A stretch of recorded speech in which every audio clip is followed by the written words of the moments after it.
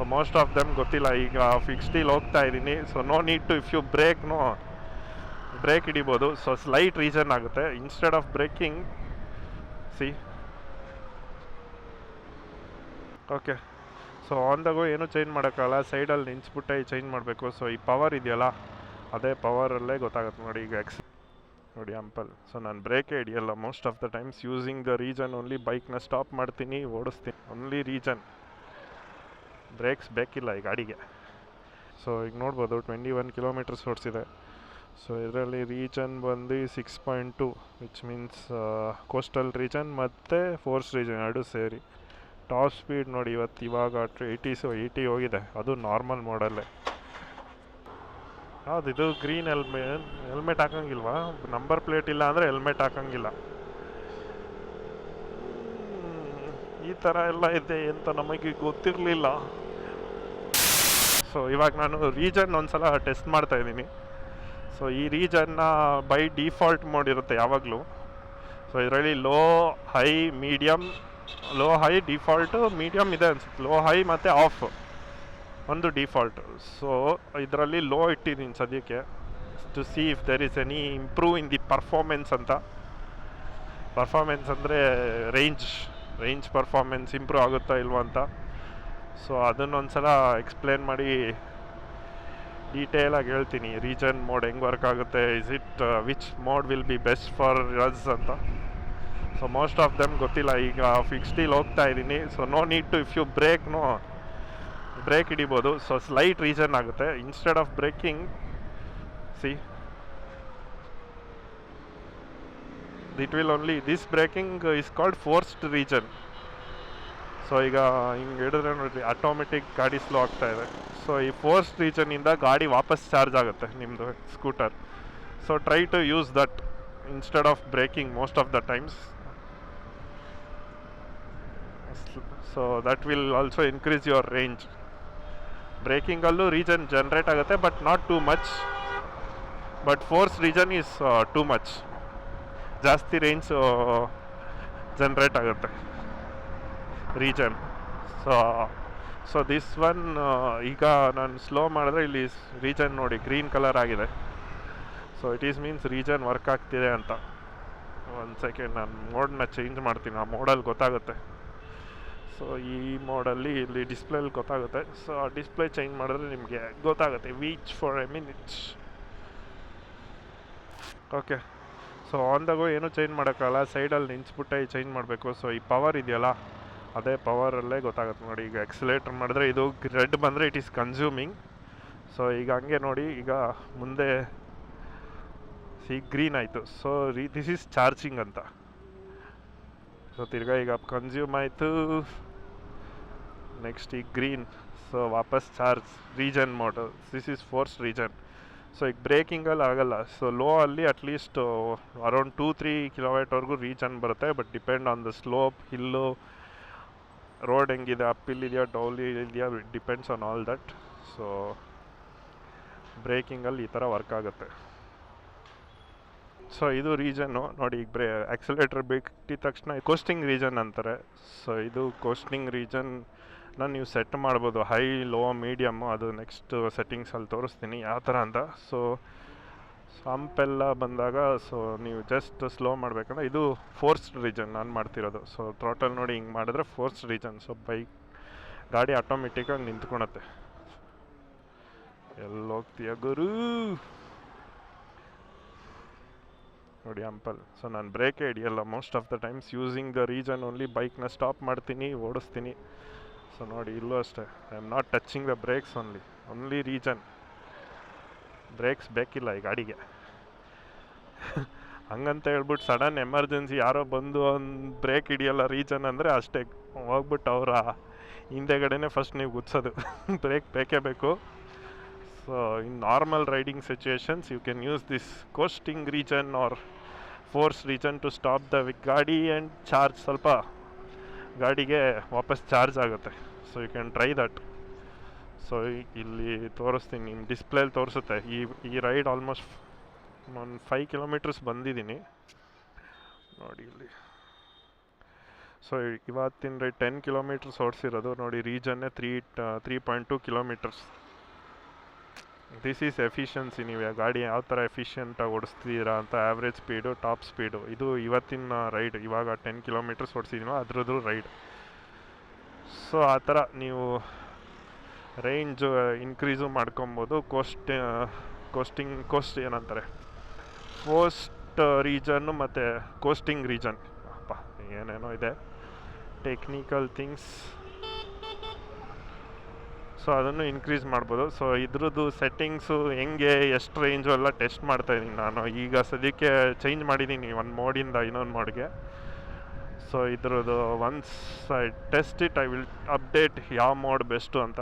So ಅದು ಇನ್ನೂ time ತೊಗೊಳುತ್ತೆ. So ನಿಮ್ಮ ಗಾಡಿಗೆ ಎಫಿಷಿಯನ್ಸಿ ಬೇಕು, ಸ್ವಲ್ಪ ರೇಂಜ್ ಇನ್ನೂ ಜಾಸ್ತಿ ಮಾಡಬೇಕಂದ್ರೆ ಈ ಥರ ನೋಡಿ. ಡೌನ್ ಬಂತ ಆಟೋಮೆಟಿಕ್ ಕೋಸ್ಟಿಂಗ್ ರೀಜನ್ನು ಅದ್ರ ಪಾಡಿಗೆ ಅದು ಆಗ್ತಾಯಿದೆ. ಇನ್ನೂ ಜಾಸ್ತಿ ಸ್ಲೋ ಡೌನಲ್ಲೆಲ್ಲ ಬ್ರೇಕ್ ಹಿಡಿಯೋದು ಬೇಕಲ್ಲ. Just you can slow down from here. 1.2 to 1.1 ಕಿಲೋಮೀಟರ್ವರೆಗೂ ಹೋಗಿತ್ತು. ಸೊ ಆ ಥರ ಸ್ಲೋ ಮಾಡ್ಕೊಂಡು ಓಡಿಸ್ಕೊಬೋದು ವಿತೌಟ್ ಬ್ರೇಕ್ಸ್. ಸೊ ಇದೇ ನಮ್ಮ ಅಪ್ಡೇಟ್. ಐ ಥಿಂಕ್ ಏತರಲ್ಲಿ ಇಲ್ಲಿ ರೀಜನ್ ಇಲ್ಲ ನಾನು ನೋಡಿರೋ ಪ್ರಕಾರ. ಹೊಸ ಏಪೆಕ್ಸ್ ಮಾಡಲಲ್ಲಿ ಬಿಡ್ತಾ ಇದ್ದಾರೆ ಅವ್ರು ರೀಜನ್ನು. ಈ ಥರ ಥ್ರೋಟಲ್ ರಿವರ್ಸ್ ಮಾಡಿದ್ರೆ ಗಾಡಿ ನಿಂತ್ಕೊಳೋದು ಏತರಲ್ಲಿಲ್ಲ, ಬೈ ಡಿಫಾಲ್ಟ್ ಇದೆ. ಸೊ ಬೇರೆ ಯಾವುದ್ರಲ್ಲೂ ಗೊತ್ತಿಲ್ಲ. So this is one of the apex, apex ಅಂತ 1,80,000 ಅಂತ ಎಕ್ಸ್ ಶೋರೂಮ್ ಪ್ರೈಸೇ. ಸೊ ಅದರಲ್ಲಿ ಮಾಡಿದ್ದಾರೆ, ಥ್ರೋಟಲ್ ಮುಂದೆ ಮಾಡಿದ್ರೆ ಗಾಡಿ ನಿಂತ್ಕೊಳಂಗೆ. ಸೊ ಅದರಲ್ಲಿದೆ. ಅದು ಬಿಟ್ಟರೆ ಇನ್ಯಾವುದ್ರಲ್ಲೂ ಇಲ್ಲ costing region. So all settings ಹೋಗಿ ಇಲ್ಲಿ ರೈಡಿಂಗ್ ಹೋಗಿ ನೋಡಿ, ಇಲ್ಲಿ ಆಫ್ ಇದೆ. ಆಫ್ ಅಂದರೆ ರೀಜನ್ ವರ್ಕ್ ಆಗಲ್ಲ, ಕೋಸ್ಟಿಂಗ್ ರೀಜನ್ನು. ಒಂದು ನಾನು ಲೋಗಿಟ್ಟಿದ್ದೀನಿ, ಇನ್ನೊಂದು ಡಿಫಾಲ್ಟು ಇದು. Default I think it should be medium ಅಂತ. ಸೊ ಡಿಫಾಲ್ಟ್ ಆಗಿದೆ. ಸೊ ಒಬ್ಬ ಗಾಡಿ ತೊಗೊಂಡಾಗ ಡಿಫಾಲ್ಟಲ್ಲಿರುತ್ತೆ. ಸೊ ನಾನು ಸದ್ಯಕ್ಕೆ ಲೋ ಹಾಕಿದ್ದೀನಿ. ಇದೇನಿದು ಪ್ರಿಡಿಕ್ಟೆಡ್ ರೇಂಜ್, ಇದು ಆಫ್ ಆಗಿತ್ತು. Displays the predicted range on the status bar. Okay,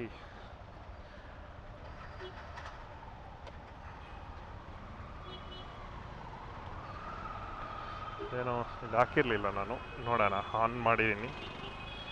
ಎಷ್ಟು ಪ್ರಿಡಿಕ್ಟೆಡ್ ರೇಂಜ್ 85 ಕಿಲೋಮೀಟರ್ಸ್ ಅಂತೆ ಇನ್ನು. ಸೊ ಆಲ್ರೆಡಿ 53, ಇನ್ನು 85 ಅಂದರೆ ಎಷ್ಟಾಯಿತು?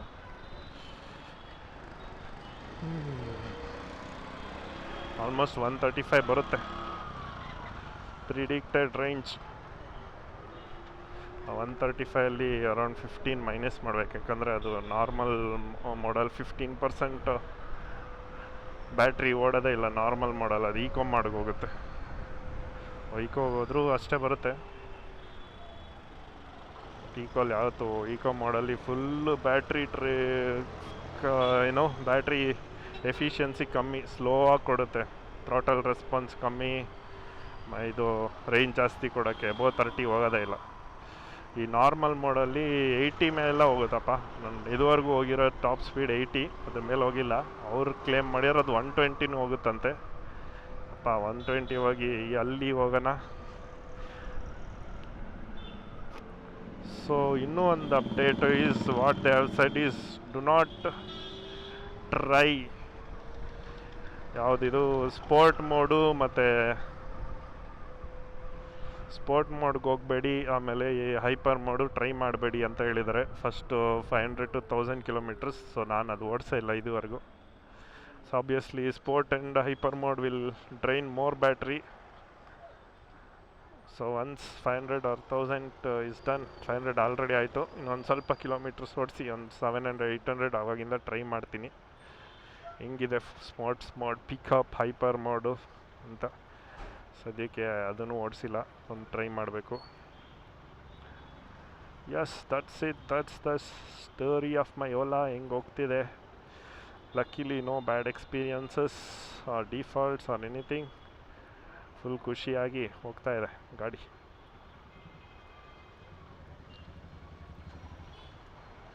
Sound is also okay, not that much.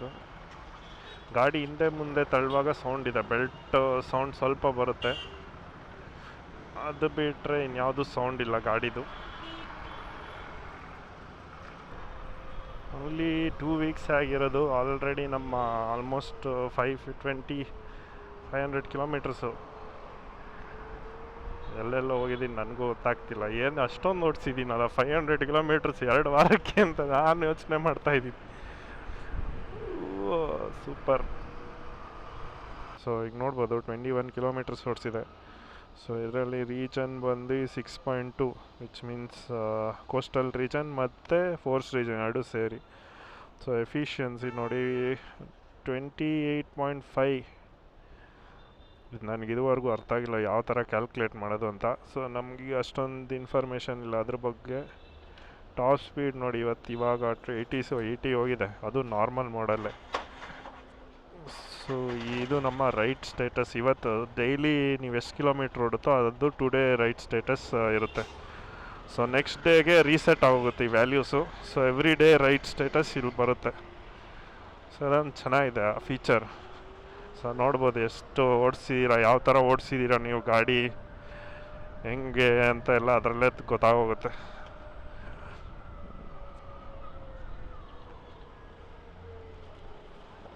So below 30 ಎಫಿಷಿಯನ್ಸೀಸ್ ಸ್ವಲ್ಪ ಚೆನ್ನಾಗಿ ರೇಂಜ್ ಬರುತ್ತೆ. ಅಬೋ 30 ಎಫಿಷಿಯನ್ಸಿ ಇದ್ದರೆ ರೇಂಜ್ ಕಮ್ಮಿ ಆಗುತ್ತೆ. ಸೊ ಅದ್ರ ಪ್ರಕಾರ ನೀವು ಕ್ಯಾಲ್ಕುಲೇಟ್ ಮಾಡ್ಕೊಬೋದು.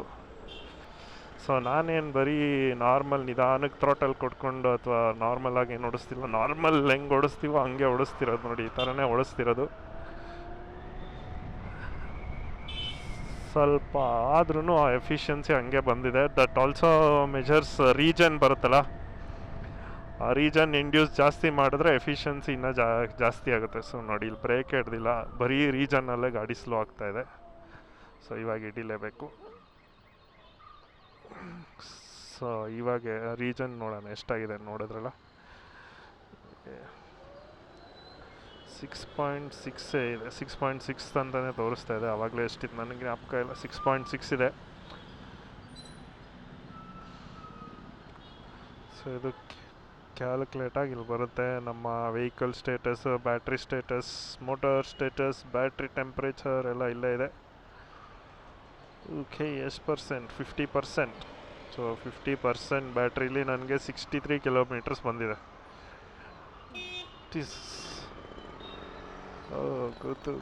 ಕೂತು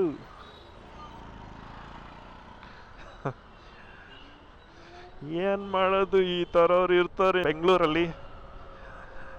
ಹೆಂಗೆ ಓಡಿಸಿದ್ರು ಬೇರೆಯವರೇ ಬಂದು ಡಿಚ್ಚಿ ಕೊಡ್ತಾರೆ ನಮಗೆ, ಡಿಚ್ಚಿ.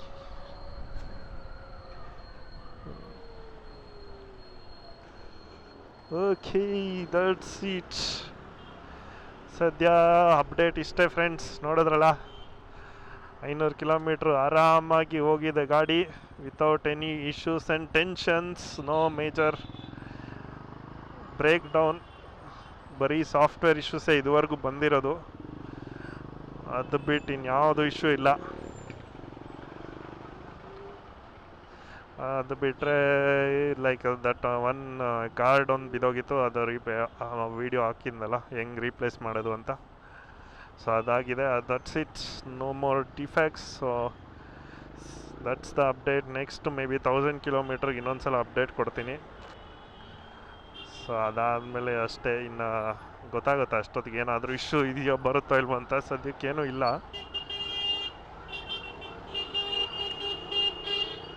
ಇರ್ರಪ್ಪ, ಹೌದು, ಗ್ರೀನ್ ಹೆಲ್ಮೆಟ್ ಹಾಕಂಗಿಲ್ವಾ? ನಂಬರ್ ಪ್ಲೇಟ್ ಇಲ್ಲ ಅಂದರೆ ಹೆಲ್ಮೆಟ್ ಹಾಕಂಗಿಲ್ಲ. ಈ ಥರ ಎಲ್ಲ ಇದೆ ಅಂತ ನಮಗೆ ಗೊತ್ತಿರಲಿಲ್ಲ. ಗ್ರೀನ್ ರೆವಲ್ಯೂಷನ್ ಅಂತೆ, ಜಿಂಕ್. 40 ಮೇಲೆ ಹೋಗ್ತಾರೆ, ಹೆಲ್ಮೆಟ್ ಹಾಕಂಗಿಲ್ವಾ? ಏನೋ ಬಿಡಿ, ನಂಬರ್ ಪ್ಲೇಟ್ ಇಲ್ಲ ಅಂದರೆ ಫೈನೇ ಬರಲ್ವಲ್ಲ. ಅದು ಕರೆಕ್ಟ್. ಅದಕ್ಕೇನಕ್ಕೆ ಹೆಲ್ಮೆಟ್ ಹಾಕ್ಕೊತಾರೆ ಮೋಸ್ಟ್ಲಿ, ಅದಕ್ಕೆ ಇರ್ತೋ ಇಲ್ವೋ ಏನೋ ಗೊತ್ತಿಲ್ಲ. So that's it. ಈ ವಿಡಿಯೋಲಿ ಇಲ್ಲಿಗೆ ಎಂಡ್ ಮಾಡ್ತಿದ್ದೀನಿ. ನೋಡ್ಬೋದು. ಸಿಗೋಣ ಮುಂದಿನ ವೀಡಿಯೋದಲ್ಲಿ. ಅಲ್ಲಿವರೆಗೂ take care, bye. Next time ಆ ರೀಜನ್ ಬಗ್ಗೆ ಸ್ವಲ್ಪ ಡೀಟೇಲ್ಸ್ ಕೊಡ್ತೀನಿ. ಸ್ವಲ್ಪ ಟೆಸ್ಟ್ ಮಾಡಬೇಕಿನ್ನ. Once I finish the test then I will ಹೇಳ್ತೀನಿ ಯಾವ ಥರ ವರ್ಕ್ ಆಗುತ್ತೆ, ಯಾವ ಮೋಡ್ ಬೆಸ್ಟು ಅಂತ. ಸೊ ಸಿಗೋಣ ನೆಕ್ಸ್ಟ್ ವೀಡಿಯೋ. ಅಲ್ಲಿವರೆಗೂ ಟೇಕ್ ಕೇರ್, ಬಾಯ್.